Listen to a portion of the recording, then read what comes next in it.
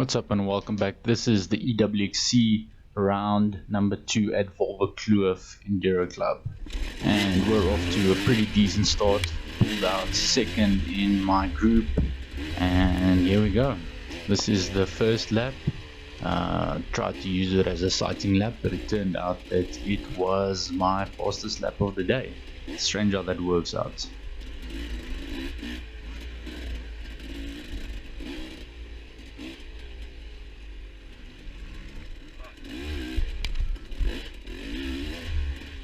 All the training off the bike really started to pay off since the first round, where we really struggled with our fitness.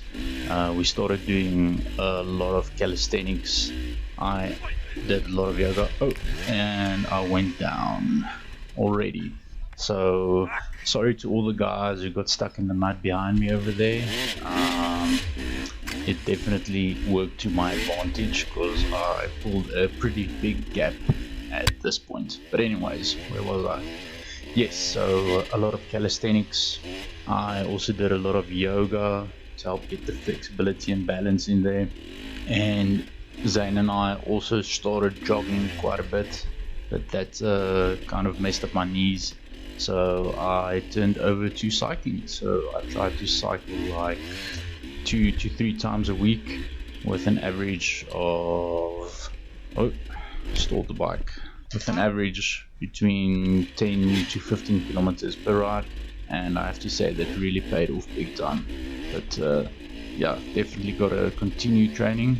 Can definitely get a little bit fitter still, but a very big improvement. If you guys follow me on social media on Facebook and Instagram, you would have seen that at the end of the day I finished in 14th position.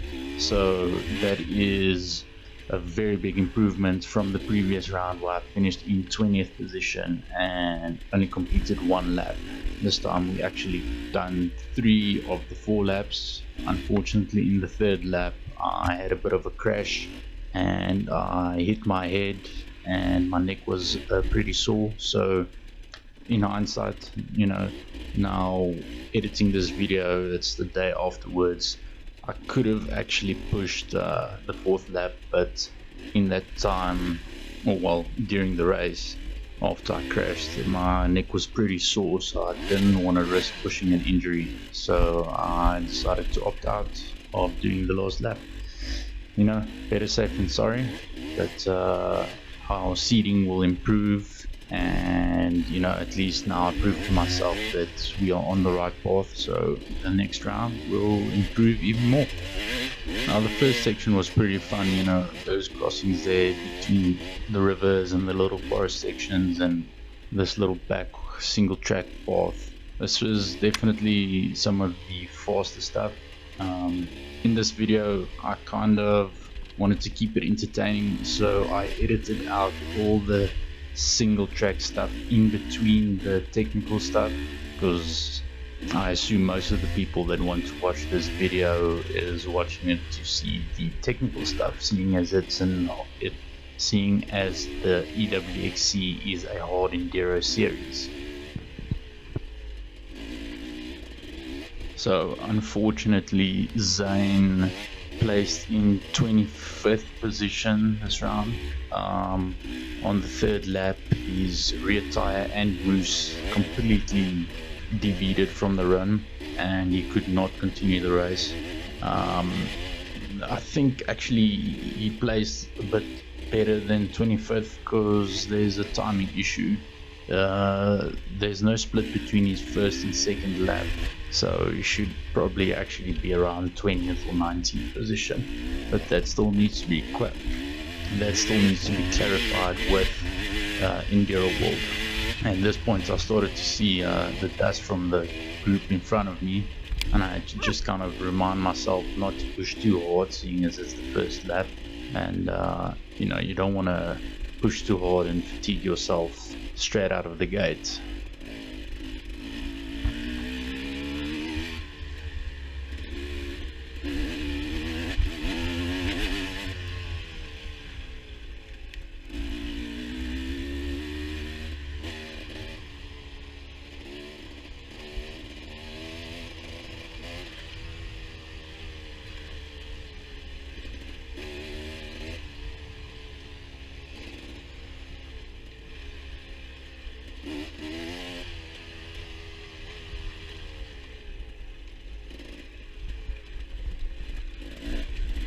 And this is all still pretty simple and fun. Nice single track. It's also quite strange, or you know, it's just Murphy's Law, where the whole week leading up to the race it was pretty cool weather, not a high maximum temperature throughout the day, and obviously on race day it has to be like blistering hot. So the sun and the heat also plays a very big factor in your endurance.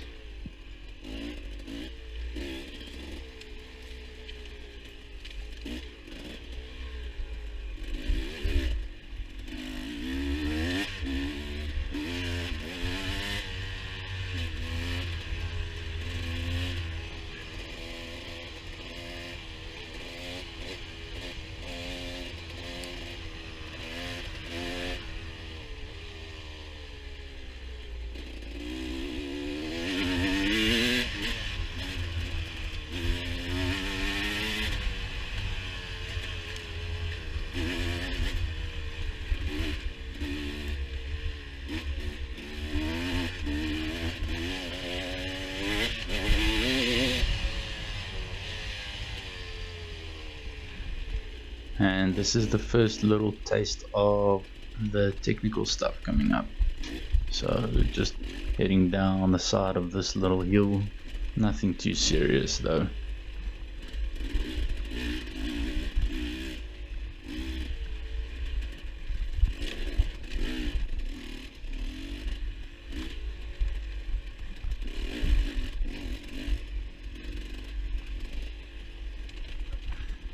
With all the river crossings and muddy areas, I was a bit more careful and cautious in this race, because if you ask anyone in my riding group, I'm the guy that always gets stuck in the mud. I don't know why, but yeah, so definitely exercise some caution with the muddy stuff.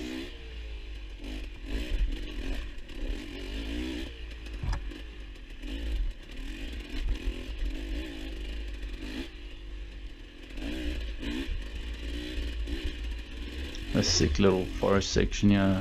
It's a very enjoyable path. Once again, some mud, just being cautious, taking the shallowest line.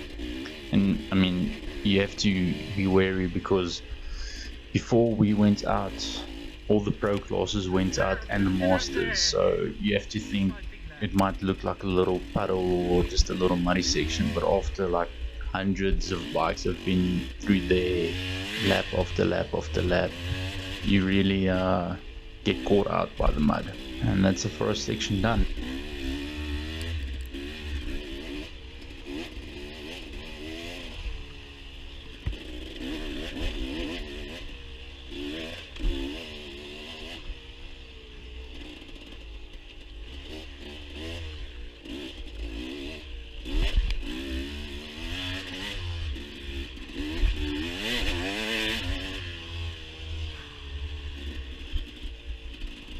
Now we head into the first real climb for the day. Not too technical. This is a lot of fun. We've ridden here often, and the normal loops also head up this little river section, and yeah, it's a lot of fun. So from here on out, the technical stuff is pretty consistent, with short little flat sections in between. And yeah, like I said before, I decided to edit out all the flat sections, just because the flat sections in between are used to catch your breath.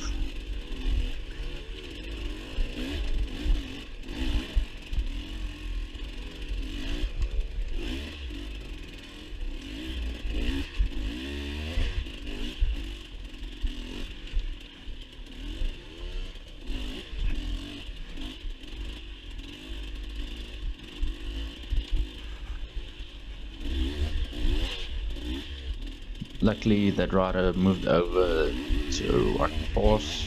Big up to them. Always thankful for that, because getting caught up in traffic is never fun and wastes a lot of energy to cut through traffic or get around traffic.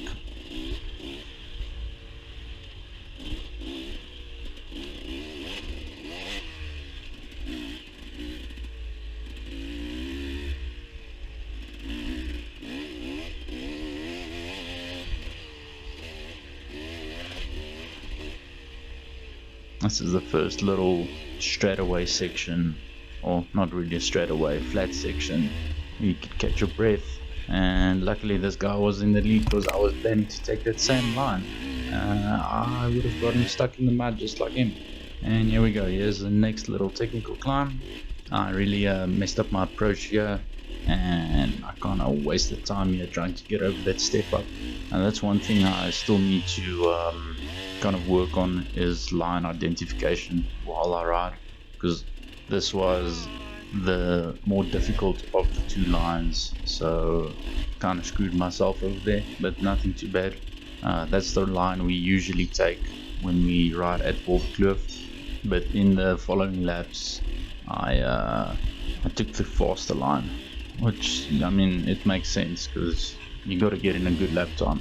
Also hit a lot of neutrals in the beginning, but in the second lap, even though the second lap was a minute slower than my first lap, it was a lot cleaner lap. But unfortunately the GoPro only lasted till about maybe halfway into the second lap, and the new battery that I bought, so I thought that it would at least last 2 hours. So the idea was ride 2 laps, change the battery. So for this video you guys are just getting 1 full lap, but at least, you know, it's a full lap, not 3/4 of a lap like the previous race.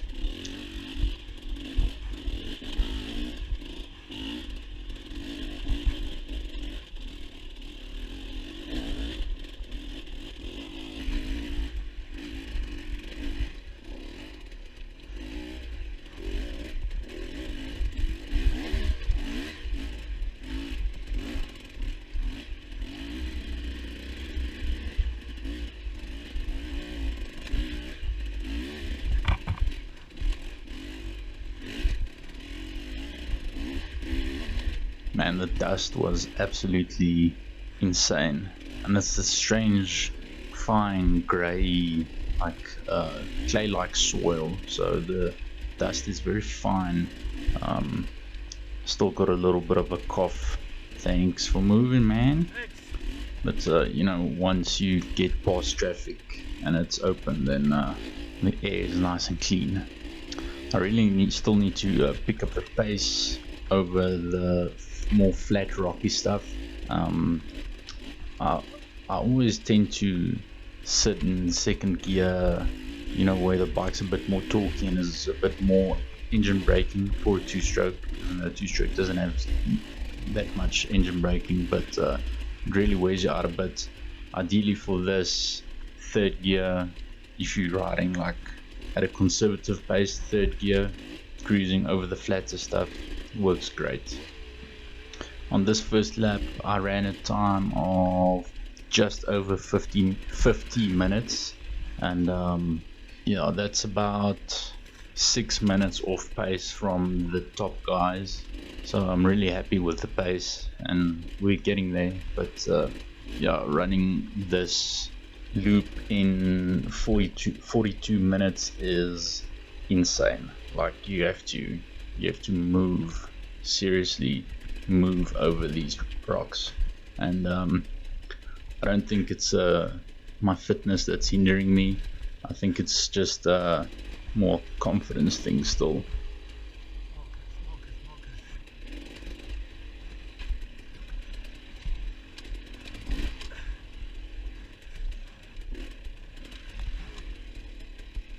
Would have been cool if it maybe rained the night before. Obviously the muddier sections would have been a lot worse, but this kind of like the rocky stuff would have been a lot better. As you can see, that it's just that fine layer of dust that's on the rocks. It makes it just as slick as if the rocks were wet.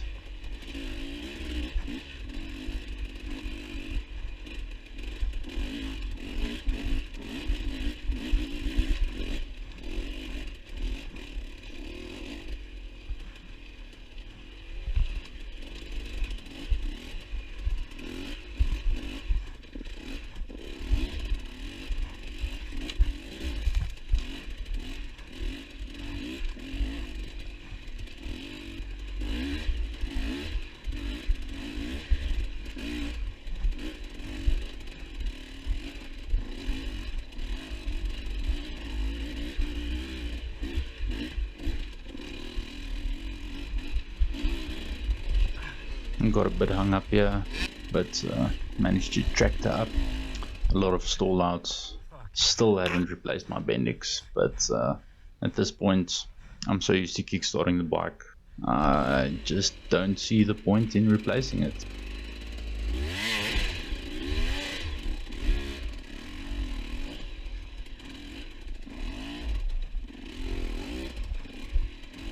Took a quick break there just to have a sip of water. I did move my, like the little line for my hydration pack into my helmet, but the mouthpiece where you drink from, it doesn't have a one-way valve, so I still have to open and close it, and on this stuff to take your hand off the bar to open it up to have a drink is a bit difficult, so a couple of seconds to stop and just take a sip. Not too bad of a sacrifice for hydration.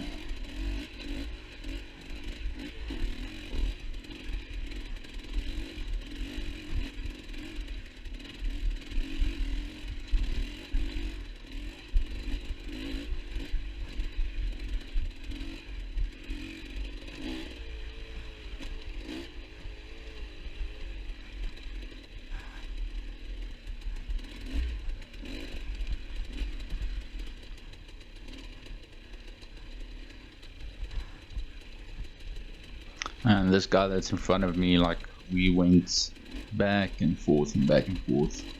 Then I overtook him, and then eventually I get tired or get hung up, then he overtakes me again, and then I'll push the pace and stay on his tail, and eventually he'll move out of the way for me.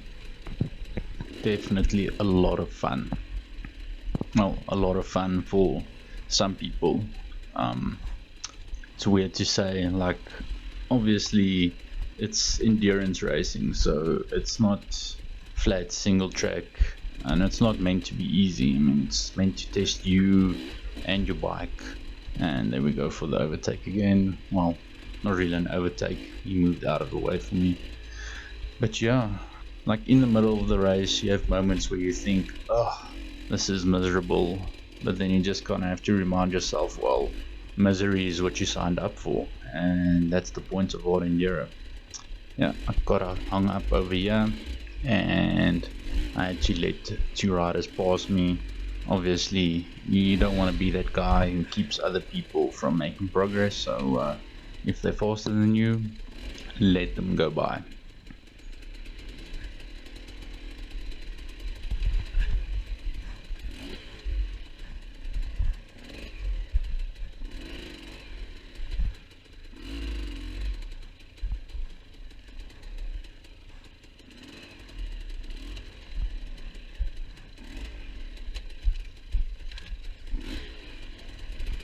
It's a fun little technical downhill section there.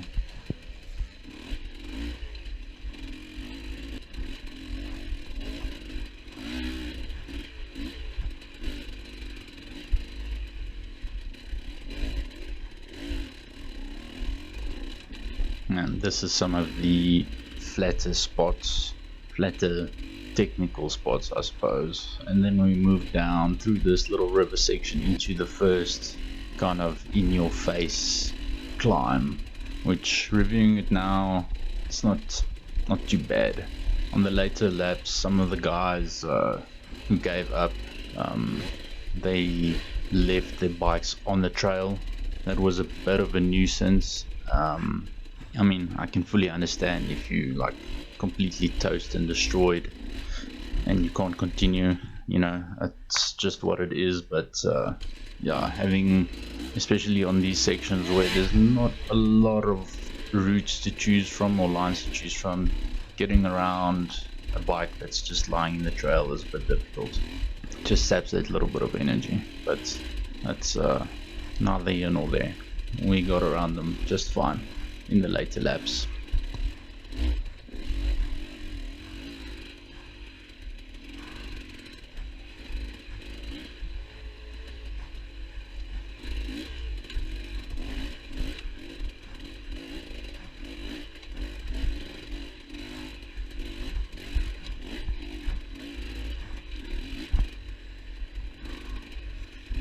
another little flat section just to catch a breather, and then we jump straight into the next climb. It's always funny how the camera kind of flattens out everything. I mean, not like that this was the steepest climb.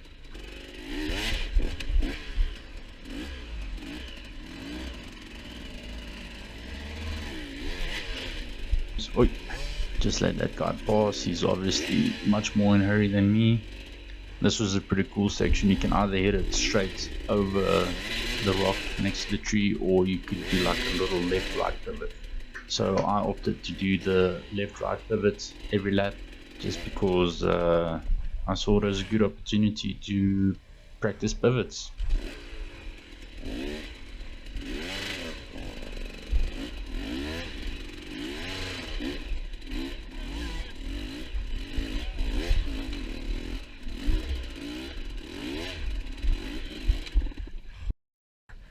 I really started to get a little bit frustrated here with the stall outs. I think I was actually in second gear, and obviously I know there's guys behind me, so I tried to, you know, hurry up because I don't want to keep anyone waiting. Decided to take another line so the faster riders can get past me.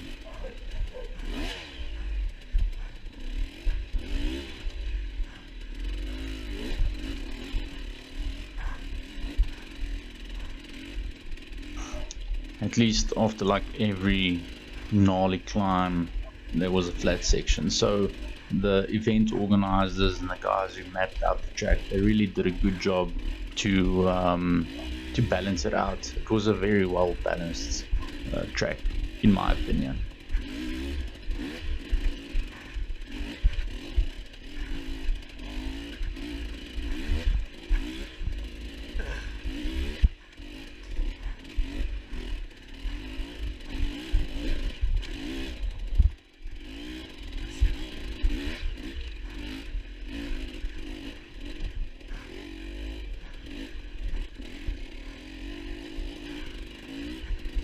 Hey, sharing some motivational words as I passed Zane over there. I don't know what happened to him over there. It was still in the first lap, but he caught up to me right after we got through the pits on the first lap. I mean, it's over here. I kind of veered off the track. I was supposed to hit right, and I hit this little technical section and kind of wasted some time and energy.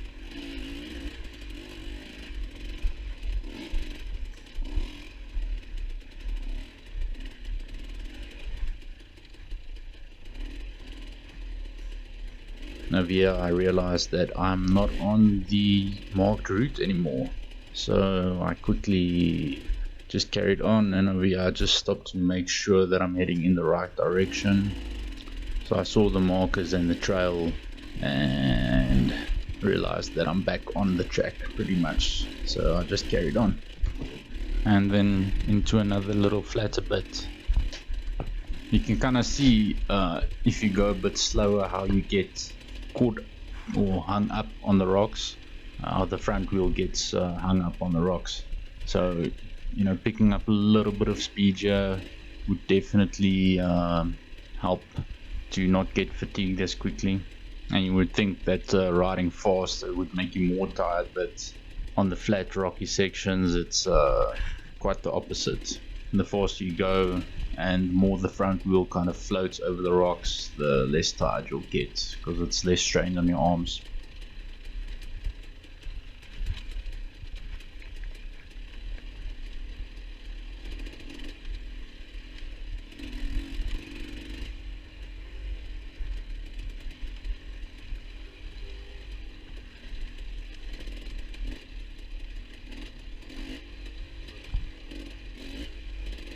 Now I finally caught up to the oak in front of me again, and kind of just cruise down this little tech section over here.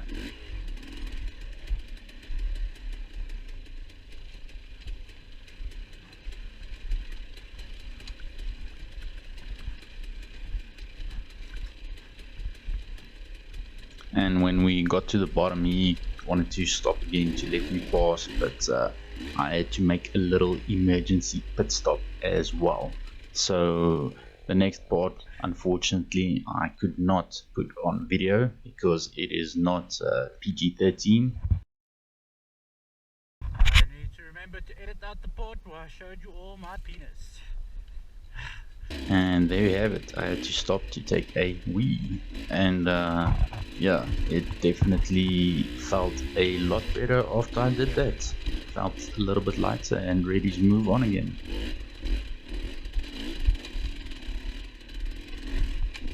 Oh.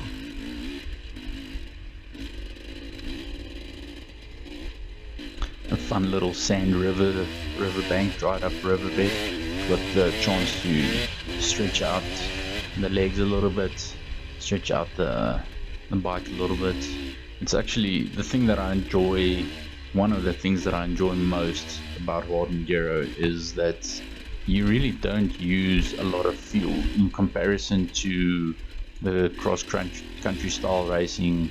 Obviously, you going full speed most of the time with the cross country stuff, so you really using up a lot of fuel. With this, you punting around first, second, third gear, quite low in the rev range, so you can easily run, well, in the silver class where you only have to do 4 laps, you can easily run the whole race on one tank.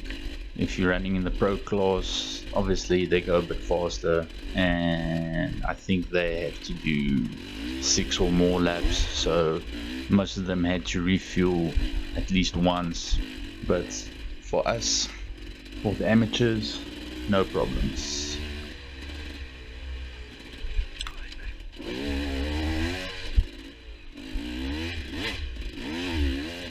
Another little muddy section. I got stuck there on some previous rides as well, so I made sure that I took the high line up the grass. Another short little technical climb. See, on this guy's tail once again. I wasn't too concerned with overtakes on this lap because I, constantly reminded myself that this is the first lap and I have to use it as a sighting lap to learn the layout of the track. So, if someone moved out of the way, I would obviously go for the overtake, but on the second and third lap I really pushed the overtakes, and especially on some of the more technical climbs, if there was a bottleneck I would try to cut a new line right next to the track just to get past the guys. It really sucks that I couldn't get that on camera because I felt like my second and third lap was really pretty good. I did get an extra battery for the GoPro, but I don't think an additional battery is the right solution because you have to stop and change the batteries and that kind of wastes time. You need to find a way to extend the battery.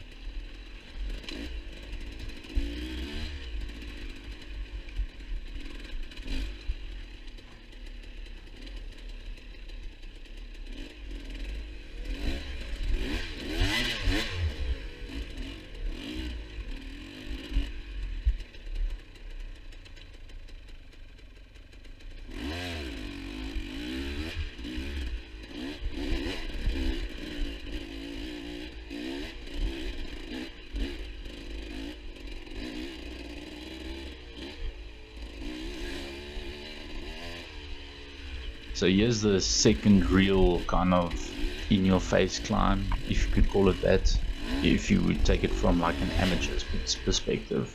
But obviously I made it up fairly easily without any issues, which was pretty surprising.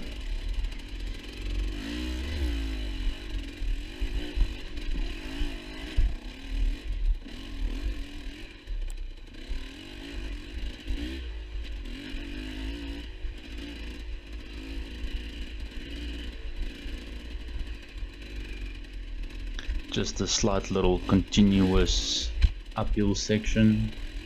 Good fitness test, very good fitness test. And after when we eventually retired out of the race, after Zane's wheel came off, and after my crash, when we were back in the pits, it was not like we were dead tired. We definitely had the energy left to finish the race. It's just obviously Zane couldn't because of his bike, and I didn't want to risk injury. But the fitness is definitely there.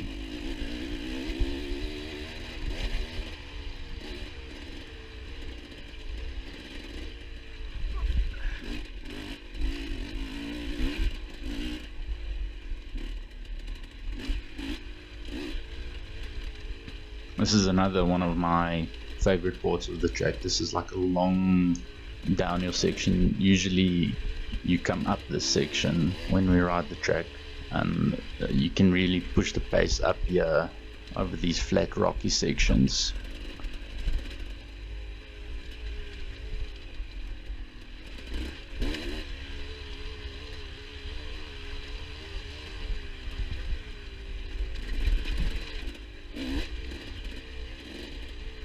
Kind of went off the track there again.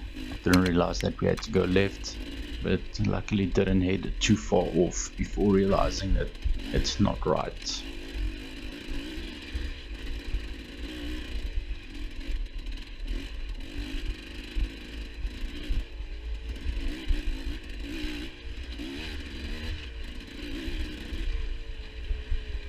And this is pretty much the last little technical section for the track.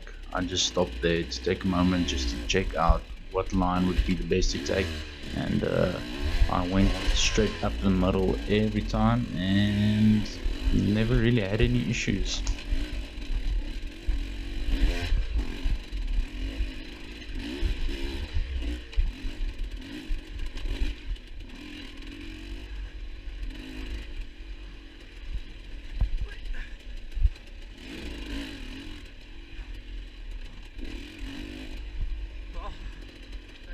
For a moment, but overall not too bad. The start was a bit rough. Here we go, let's get it. Almost done with the first lap. 3 to go. And this is also the final downhill section before we get into the last fun fast bit for the track.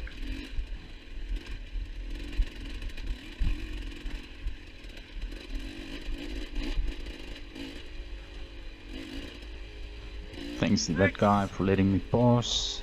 I appreciate it.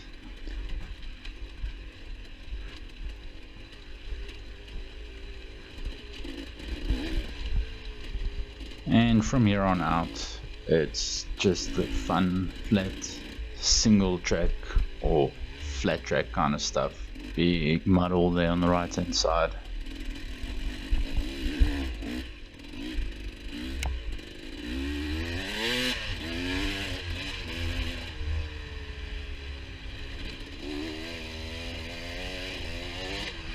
Last little bit of sand for the day, and now it's just the fast or medium to fast pace double and single track stuff.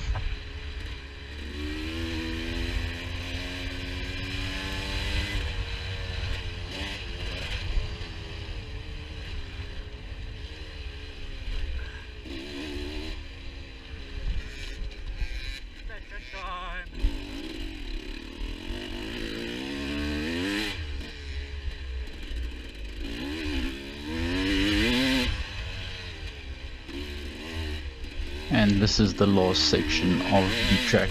It's the single slash flat track section where you could really open up the bike a bit and push the pace. Obviously didn't push it too hard because this was the first lap, but had a lot of fun over here.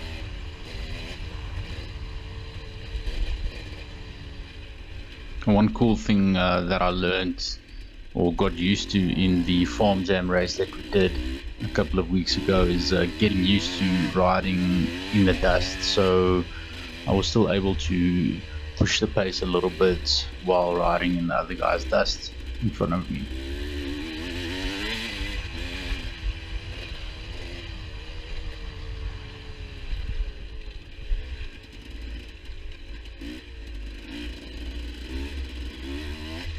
And the cool thing I feel with racing is that I learn a lot more technique and that kind of stuff while racing than just going out for a weekend ride.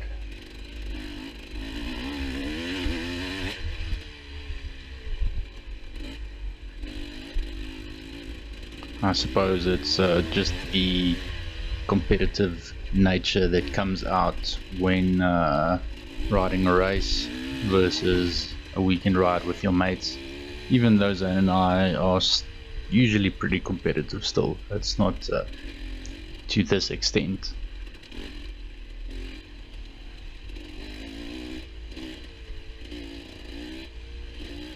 And that pretty much concludes the first lap. So I hope you guys enjoyed the video and the commentary. If you did, let me know in the comments. Remember to hit the like button, subscribe if you want to, if you haven't already. And thank you to Craig from Industrial Hardware Supply for sponsoring us this race. We really appreciate it.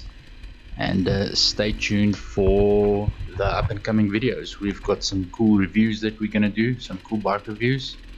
So stay tuned and peace out.